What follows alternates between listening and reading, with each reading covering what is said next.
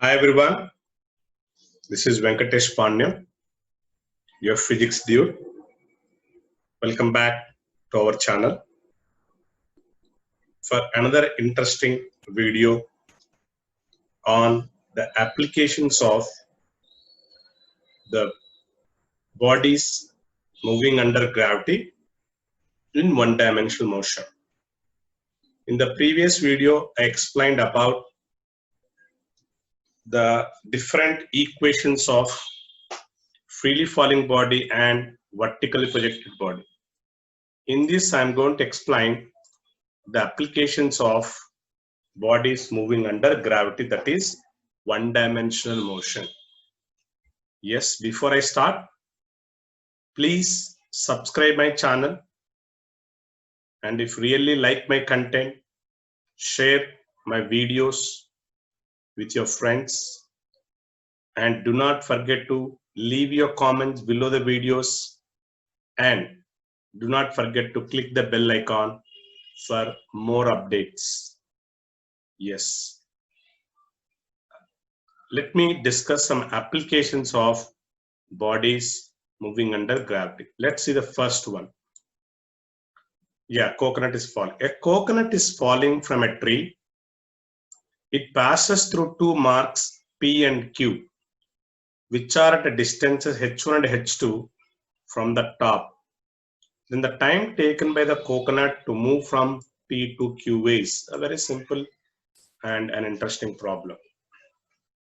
Let's take initially, this is the position of a coconut from where it is falling.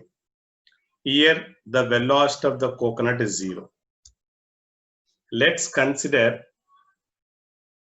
this is h1 from the top, and from here to here, this is h2.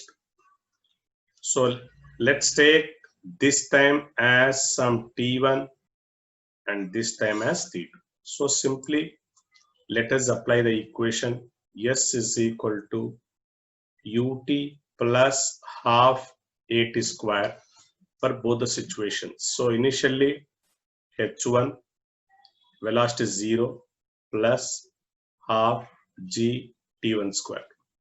So from this t1 is root over h1 upon g.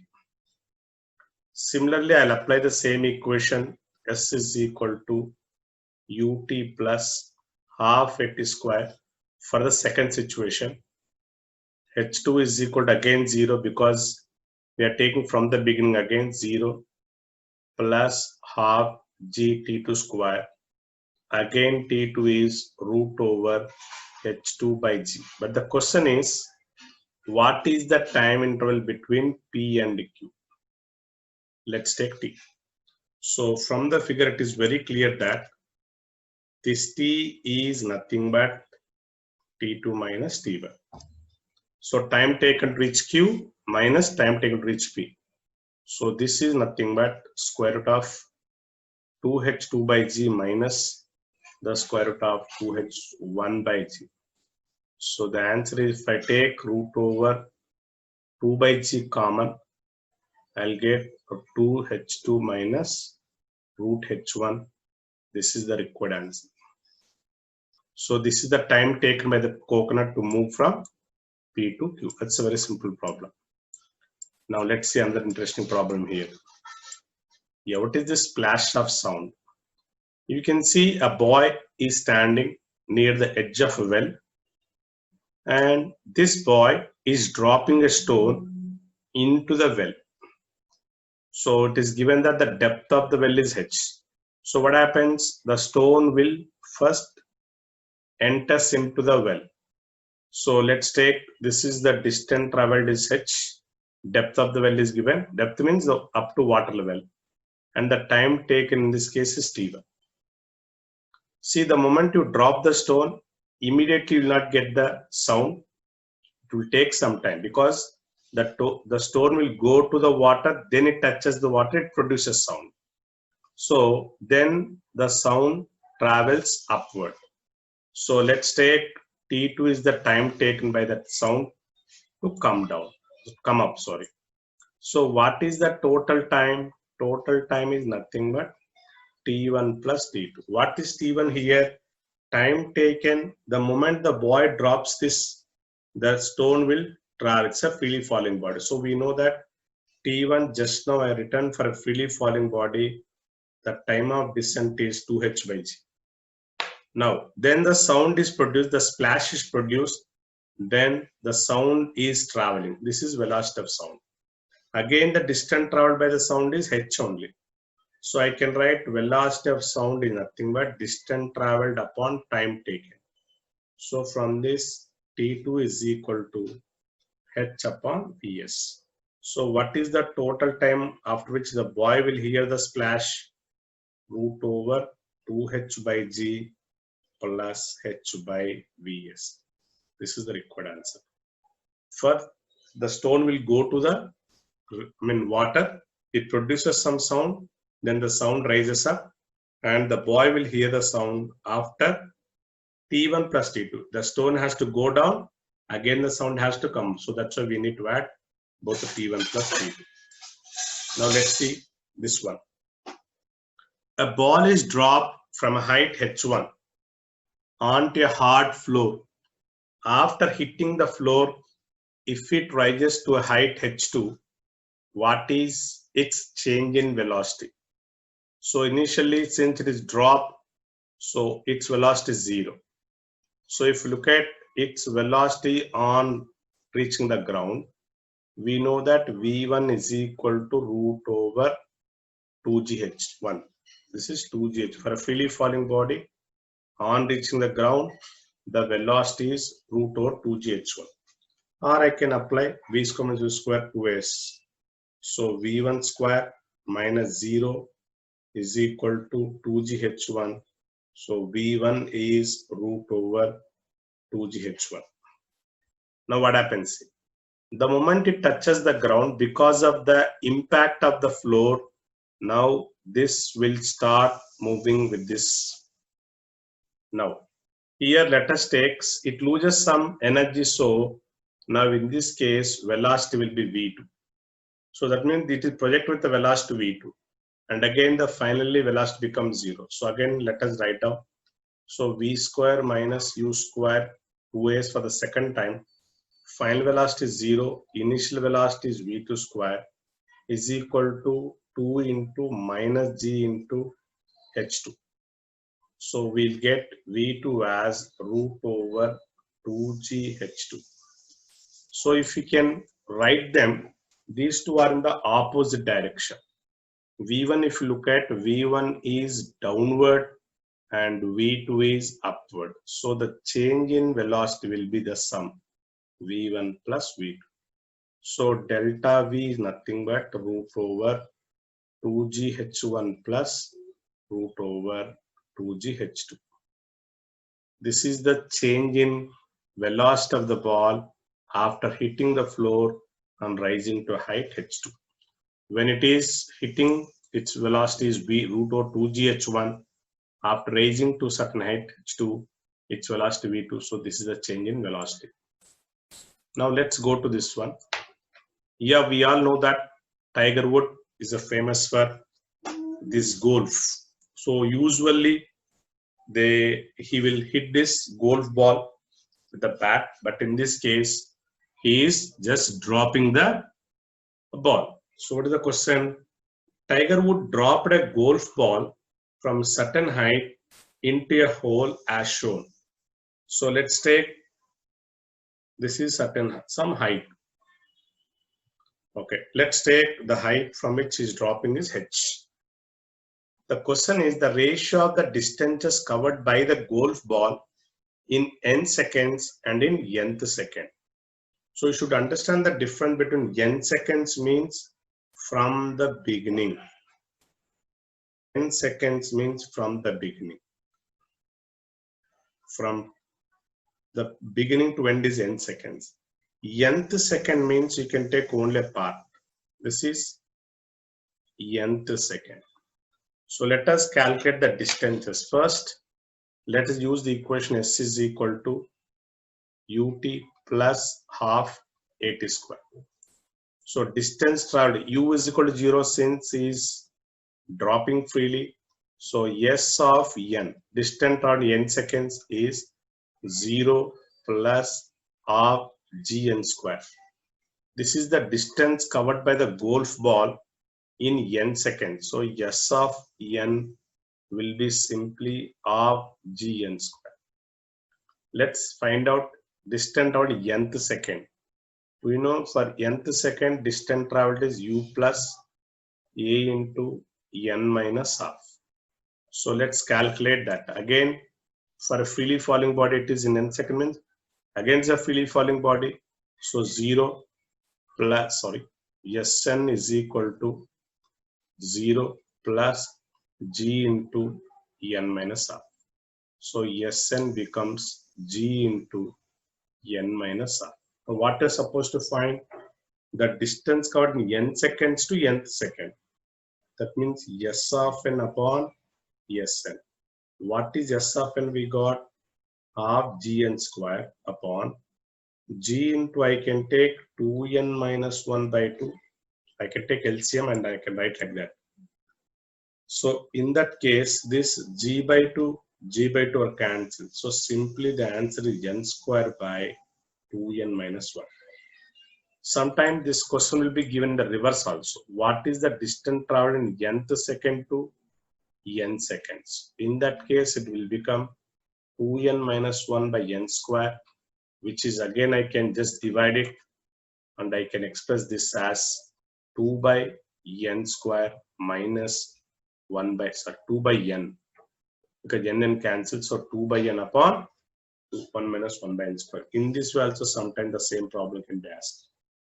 Depending on the situation, you need to express the answer. It's a very simple problem. Now let's see this problem. Yes, an apple is dropped from the top of a 4-story building. Okay, so since it is dropped means, so u is equal to 0. Let us take this, the height of this building as some capital H. From here to here, let's take it as capital H. Okay, so what is the question given? Right, it reaches the ground after t1 seconds. So use the equation S is equal to ut plus half at square. So H is equal to 0 plus half gt square. So the first equation is half gt square. Okay, leave it like that. Now what happens? See, it is stopped by a boy from the window of a second floor. Now listen. So there is a boy who is stopping this, what called as second floor. So that means let us consider it covered some distance. Let's take the distance as some h1. Since it is stopped, again it become a freely falling body. Now it is dropped once again from here. Now you are supposed to find, it is given that and again it was dropped after how much time, and again it is dropped by a body from window second floor, and again it was dropped, and after how much time the apple will reach the ground from. So yes, it will be given, this will be given as t2. One more line is missing. It reaches the ground. It is stopped by a boy from the, so let us take this time is t2. Now we want to find out this time. So or we can take one more, this as some t1. This is given as, let's take t2, and this we have to find out t. And let us consider this distance as some h2 from second floor to the ground. So from this I can write capital H is nothing but capital H1 plus capital H2. So here it is a freely falling body, here also freely. So all these are freely falling bodies only. So I can write this as half gt square, we already got, is nothing but, here also it is a freely falling body, but the time is so t1. So this I'll write half g t2 square plus, here also it is a freely falling body, plus half g t square. If t1 is the time taken to reach from top to the ground, then t2 is the time taken to reach this point where it is stopped after t2 seconds. Yes. So it was stopped after, yes, it reaches the ground after t1 second. It is stopped by a boy from the window of a second floor. Better you add one sentence from a second floor after t6 seconds. After t2 seconds and t released.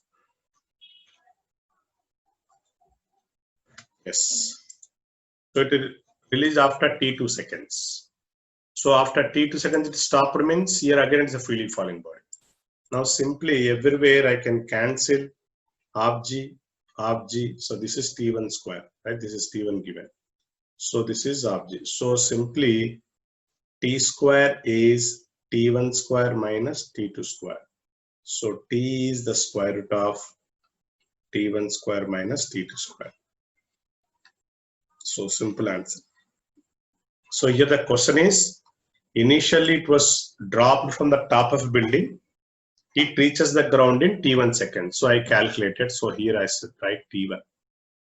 Yes, this is t1 seconds. Then what happens?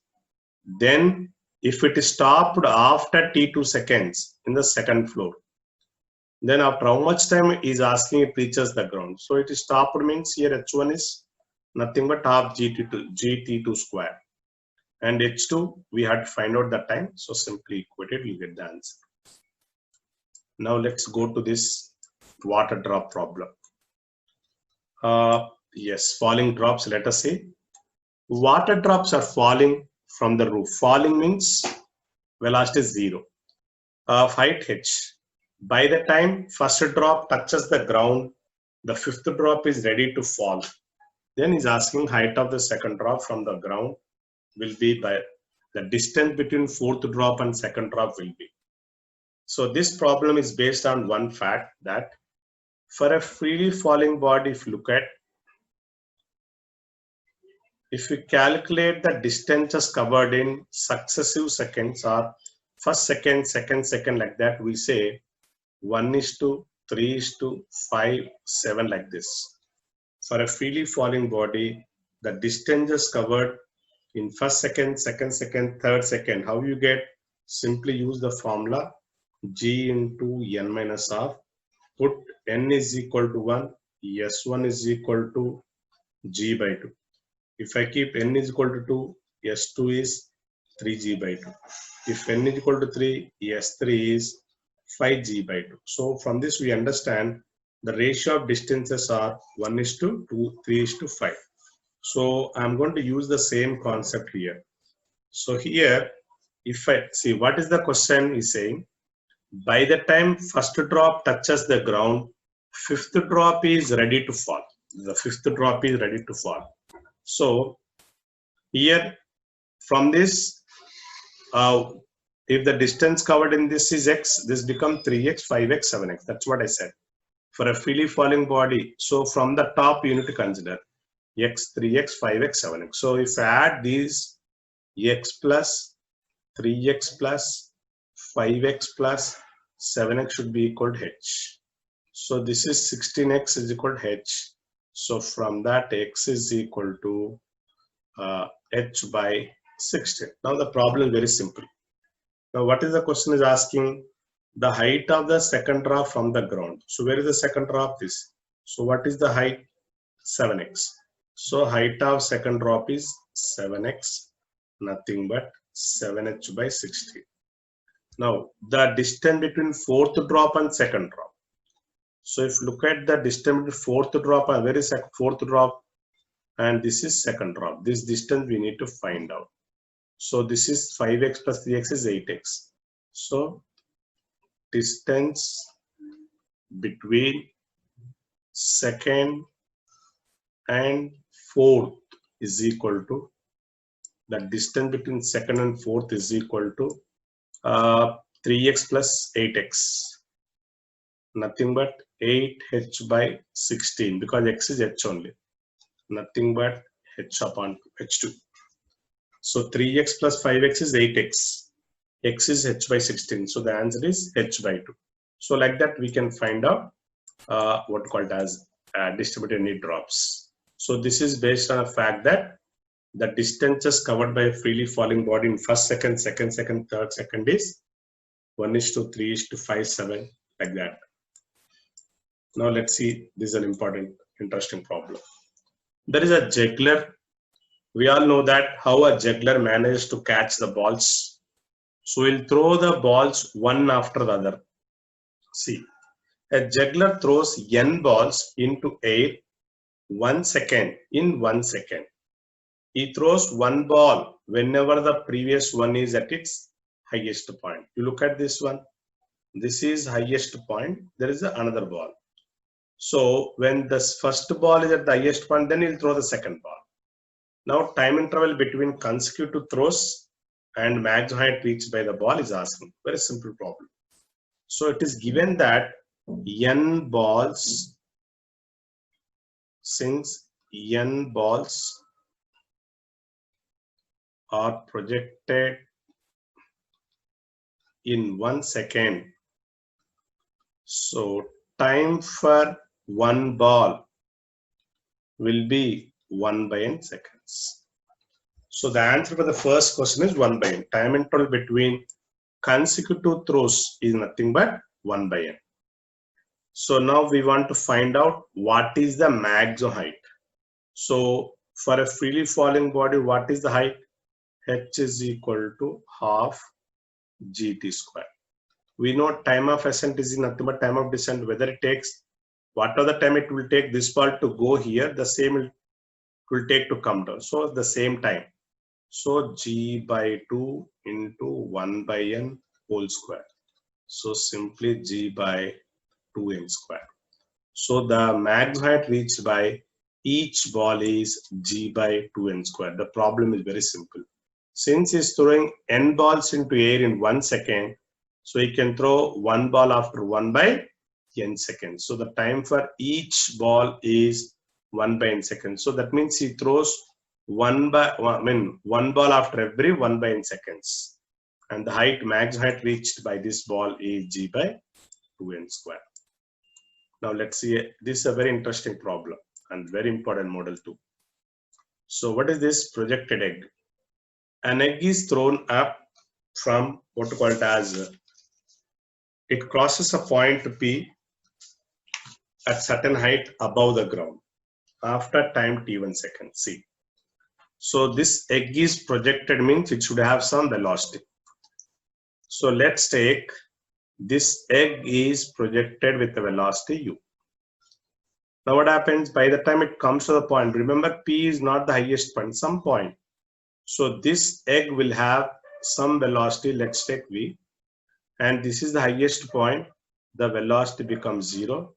Then the egg changes its direction, and by the time it comes to this point, the egg is moving in the opposite direction.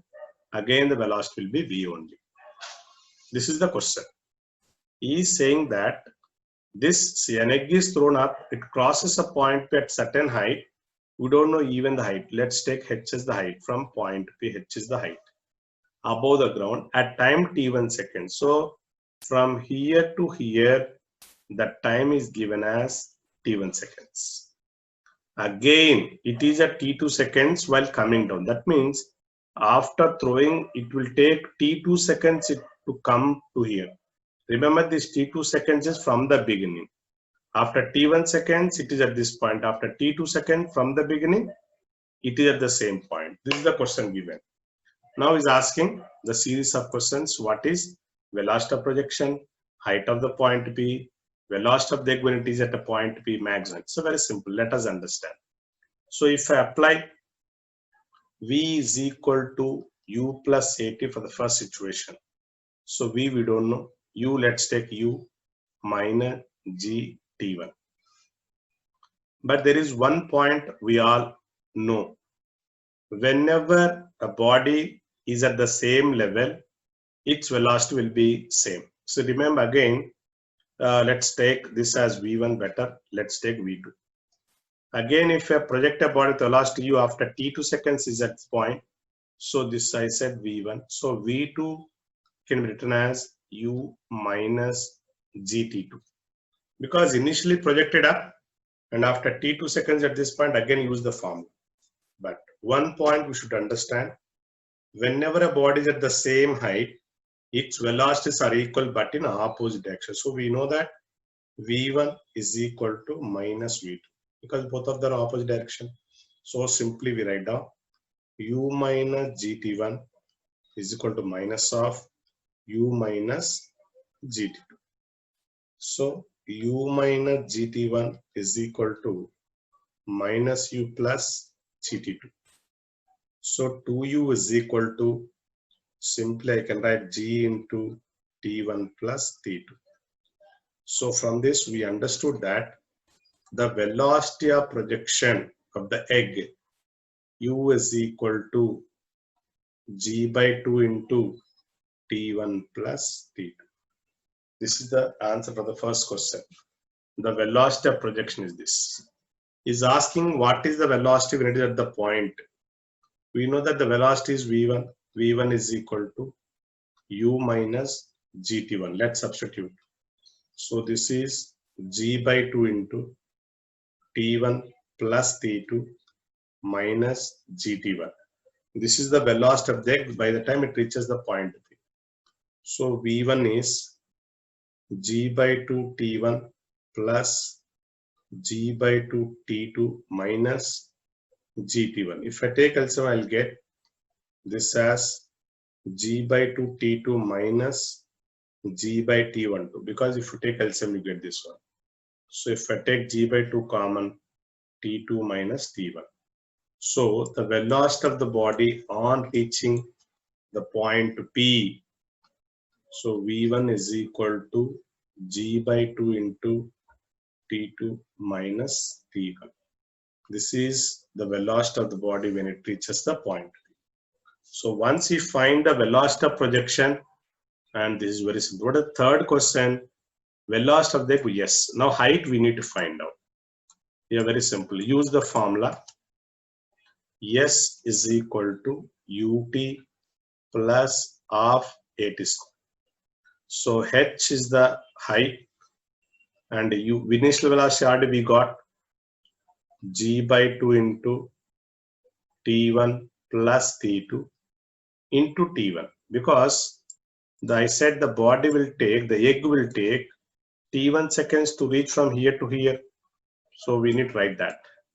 So that's why I wrote t1 minus, because it's going against gravity, g by 2 into t1 square, because the time is t1 square.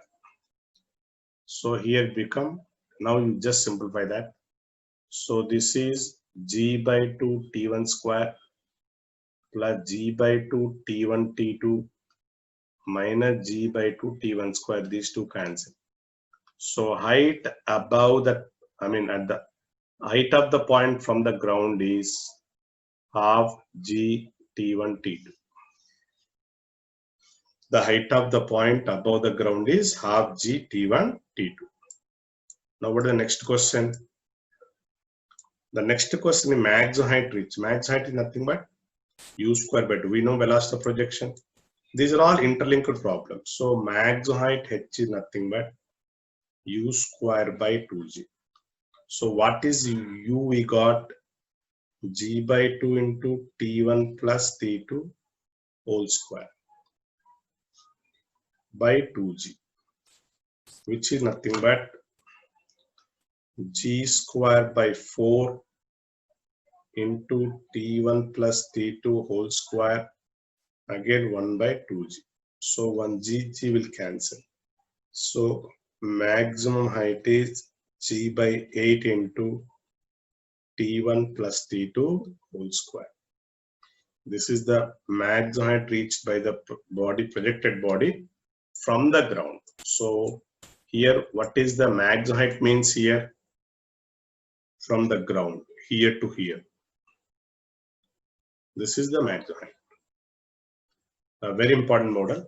So this problem is based on the fact that for a vertically projected body at the same level, velocities are equal but in the opposite direction. That is the only thing. Now let's see what is this hot air balloon problem. Yes, a man is dropped. So it is drop.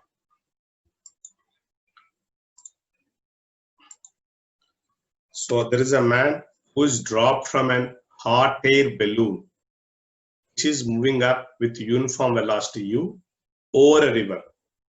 When it is at height h above the ground, above the river, sorry, actually this is above the river.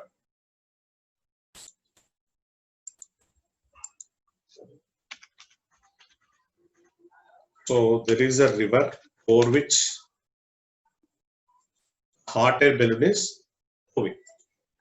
All of a sudden, man jumps from it, okay, or thrown from the balloon. After how much time the man will reach the water and with what velocity will hit the water? A very interesting problem. See here, many students will confuse. Remember, it is rising from certain height. Let's take h is the height of the balloon above the river. And remember, when it is at this point, the balloon is moving with the velocity u. Balloon is not at rest. So this man, he will not fall immediately. What happens? He will rise along with the balloon for some time. Why? Because he also has some velocity as that of the balloon. He will rise up to certain level and he will fall into the river. So all these balloon problems can be solved if you treat them as the bodies projected from the top of a tower. This we already learned. A body project from the top of a tower. Yes, we want to. So if h is the height, simply we know that h is equal to half gt square minus ut. So balloon problem is equivalent to body projected from the tower. And we calculated this time as u plus root over u square plus 2gh by g. And velocity on reaching the ground is u square plus 2gh. So the man will hit the water after this much time and he will hit the water with this velocity.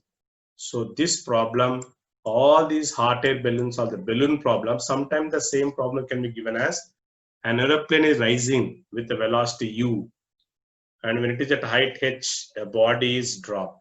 The same logic.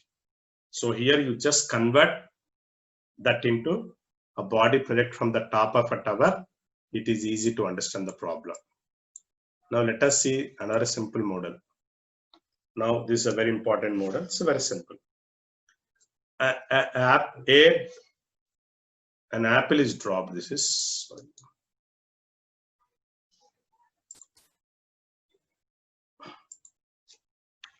So here is an apple. An apple dropped from the top of a tower. You can see from the figure.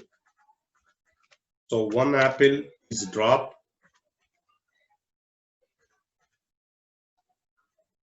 from the top of a tower, from the top of a building or a tower. Actually, this is a tower. An apple is dropped from the top of a tower of height h. So we can say that this is the height of the tower. Okay. Since you said it is dropping, so for this one, 0. Okay. At the same instant, another apple,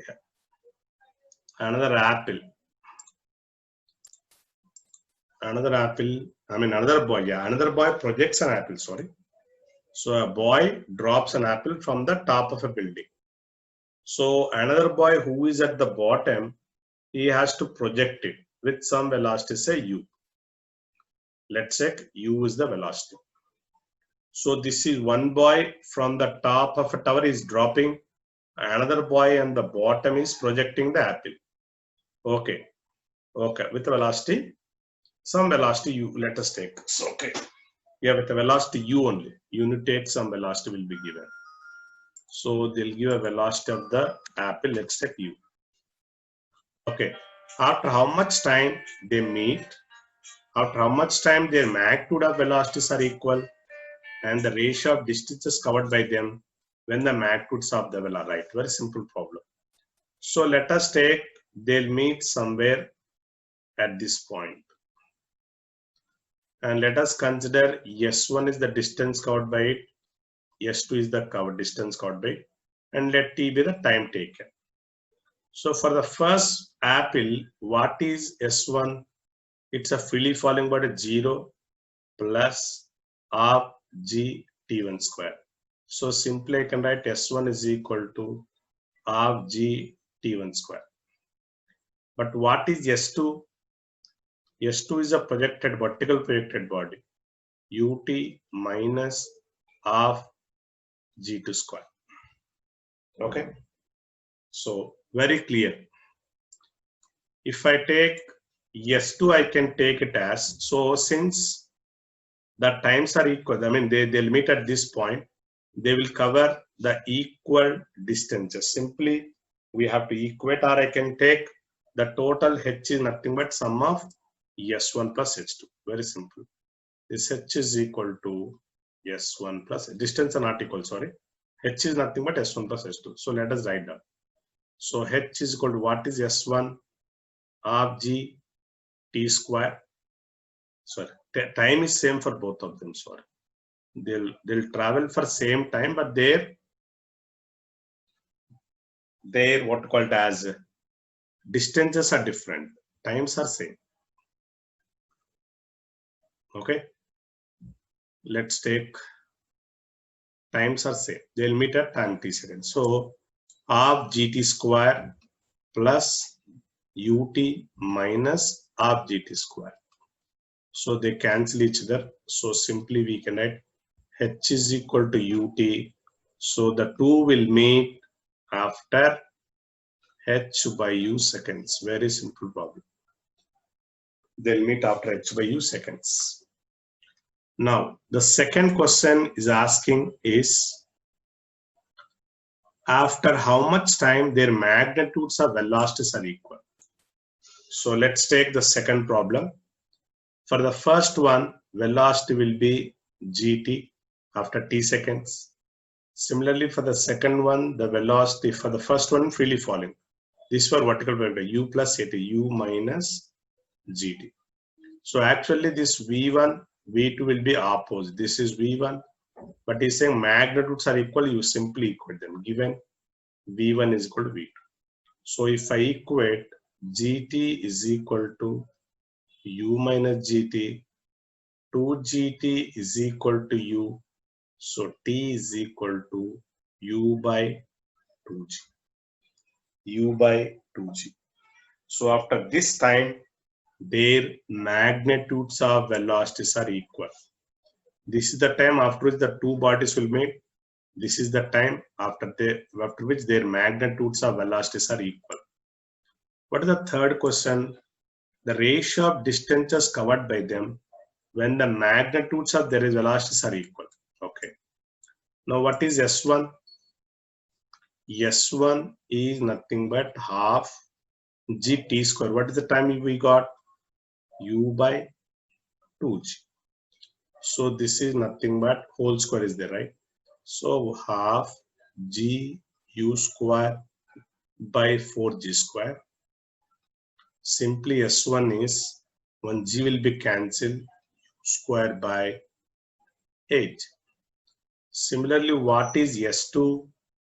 S2 is nothing but ut minus half gt square. So u into g is again, t is u by 2g minus half same g into u by 2g whole square. So let's simplify this. This become u square by 2g minus, this is u square by 8g, which is nothing but 3u square by 8g. Now we need to find the ratio of their distances. So the first one is u square by 8g is to 3u square by 8g. The answer is 1:3. So their distances ratio will be 1:3. This is when their magnitudes of velocities are equal. So an interesting problem. So this is for two apples. Now let's see a very, very interesting model and very, very important problem. The last one, the time of flight, let's see. So question, clearly we can understand. A ball is projected up from the top of a tower with certain velocity. Again, let's take the height of the tower as some h. So the first one is the body projected from the tower. So first equation is h is equal to, yeah, he's saying that it reaches the ground in t1 seconds. So half g t1 square minus u t1. Let's take the equation 1. First one is the body projected from the top of a tower. Yeah, what is the second question is saying? If the same ball is projected down, remember in the second case the ball is projected down. So that means height is distant or the same. So again, so since it is projected down, it has some initial velocity u. So u t2 plus half g t2 square. This is equation for the second. Now the question is, right, down with the same right, it reaches the ground in after t2 seconds. If the same ball is dropped from the tower after how much time ball touches the ground? The third case, it's a freely falling body, but again, it is falling from the same tower. So simply, I can write, again, use the same formula, h is equal to ut plus half h square. So h becomes simply half gt3 square. Let's take 3. We need to solve the 3. I'll repeat. The first one, this ball will go up and will reach the ground. It's like body projected from the tower. The second one, it is projected down, it reaches. The third case, it is a freely falling body. We have written the 3 equations. Now we need to find out T3 in terms of T1, T2. So let's do one thing. Let's equate 1 is equal to 2. When I equate 1 is equal to, what is that I'll get? Half g t1 square minus u t1 is equal to u t2 plus half g t2 square. Okay. So what we'll do is we rearrange it. I'll take this u t1, that's it, I'll bring this. So this I can write. If I take g by 2 common, they become t1 square minus t2 square. This is nothing but, if I take u common, it becomes t2 plus t1. So this I can write as g by 2 into t1 minus t2 into t1 plus t2, which is again u into t1 plus t2. So from this clearly this will cancel. So we got anyway the velocity of projection we got. So u is equal to again g by 2 into t1 minus t2. So this is the velocity with which is sometime they ask this question also, with what velocity it is projected. Okay, let's take this value and substitute in equation 2 or 1, whatever you can use. So let us substitute u in equation 2. So what is equation 2? H is equal to, what is u we got? G by 2 into t1 minus t2. There is into t2 here plus of g t2 square. Now we expand it. G by 2 t1 t2 minus g by 2 t2 square plus g by 2 again t2 square. So clearly these two cancel. We got h as g by 2 t1 t2. Let's take it as equation 4. Now we can compare, because h is also, third equation is gt, so it's simply equate 3 is equal to 4. So what is third equation? G by 2 t3 square is g by 2 t1 t2. G by 2 cancel. So simply t3 is square root of t1 t2. a very standard application. So these are very important, commonly asked, the applications of freely falling body and vertically projected bodies. So I hope you understood what I explained in this video. So in order to understand this, watch the previous video. You'll understand what is a freely falling and vertical projected body, and definitely you'll understand these problems. Again, I thank you all for watching my videos, and I hope you'll continue to watch the same, and I wish you happy physics learning. Thank you once again.